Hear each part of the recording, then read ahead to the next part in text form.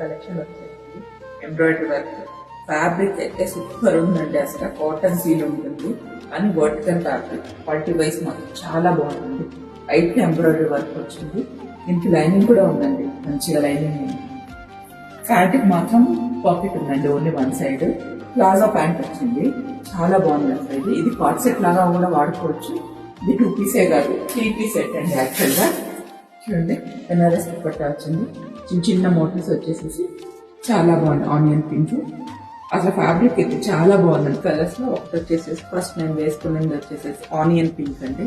Next వచ్చేసేసి purple colour, చాలా బాగుంది చూడండి. ఇది దీనికి ఫుల్ ఇట్లా ఎంబ్రాయిడరీ వర్క్ వచ్చింది. దుపట్టా ఇలా వస్తుంది, అక్కడక్కడ మోటివ్స్ వచ్చేసేసి.